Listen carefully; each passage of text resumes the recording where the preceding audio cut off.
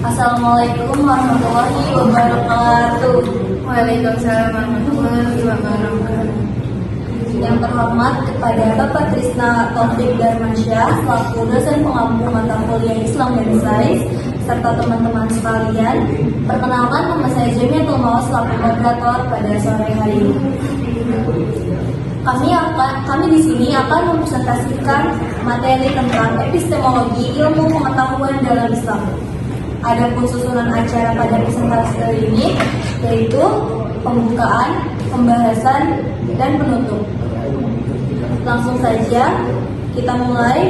Untuk pembukaan, mari kita buka presentasi kali ini dengan membaca lafaz basmalah. Bismillahirrahmanirrahim.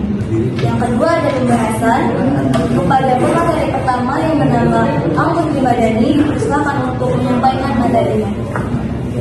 Baik, di sini saya akan menjelaskan apa itu epistemologi. Jadi epistemologi itu bidang filsafat yang mempersoalkan sifat pengetahuan.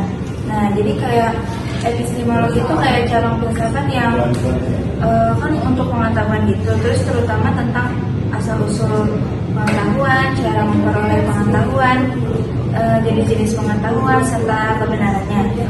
Nah, jadi kata epistemologi itu berasal dari bahasa Yunani yaitu episteme yang berarti pengetahuan atau ilmu.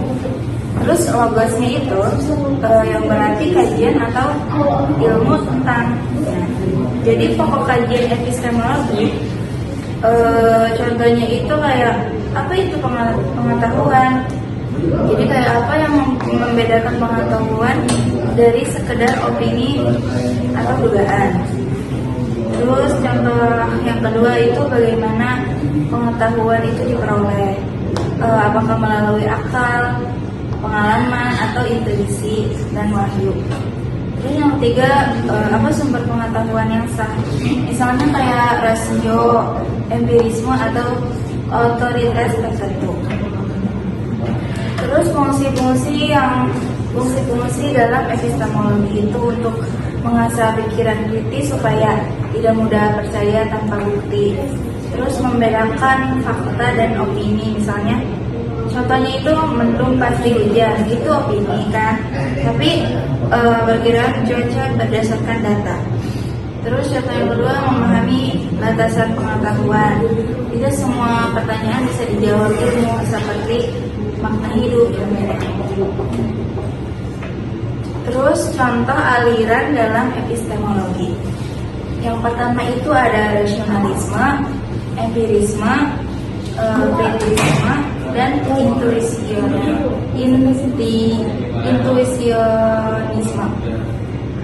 Jadi kalau rasionalisme itu pengetahuan diperoleh melalui akal. Kalau empirisme, pengetahuan yang berasal dari pengalaman inderawi, yaitu pengalaman indera.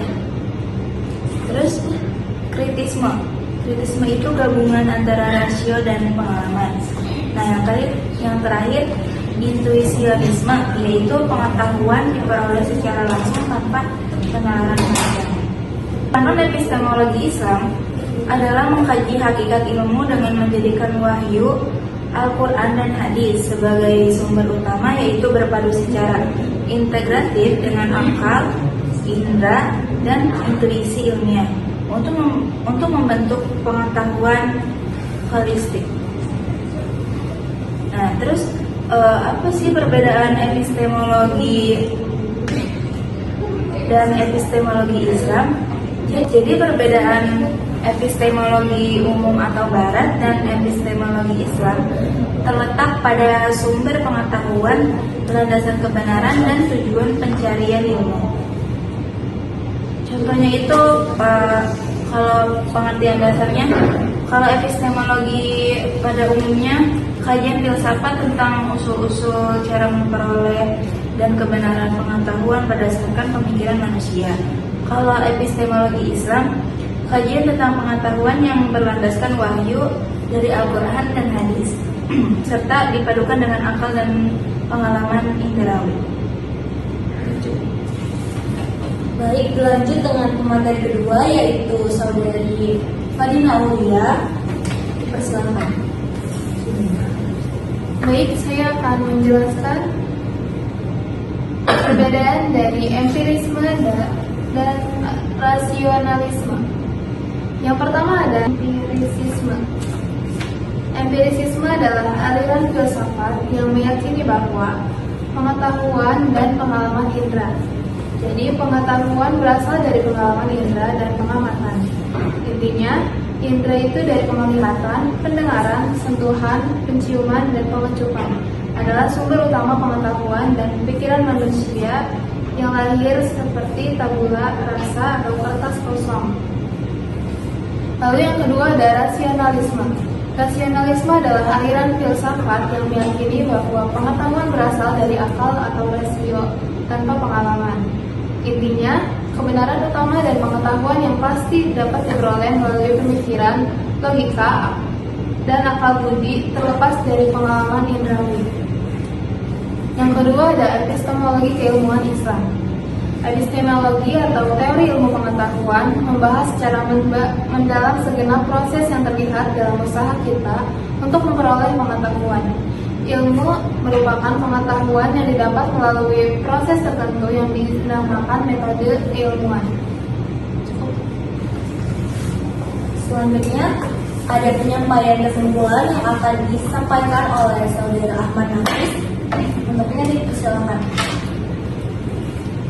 Jadi kesimpulannya adalah epistemologi ilmu pengetahuan dalam Islam menegaskan bahwa ilmu bersumber dari wahyu, akal, dan pengalaman empires. Ketiganya saling melengkapi dan tidak dapat dipisahkan. Ilmu dalam Islam bukan hanya alat untuk memahami, tetapi juga sarana untuk mendekatkan diri kepada Yang Maha Esa, yaitu Allah Subhanahu wa Ta'ala, dan membangun kehidupan yang bermakna. Mungkin itu saja dari saya kembalikan ke moderator. Baik, acara yang terakhir yaitu penutup. Terima kasih atas perhatiannya. Mohon maaf apabila terdapat kekurangan. Wassalamualaikum warahmatullahi wabarakatuh. Waalaikumsalam.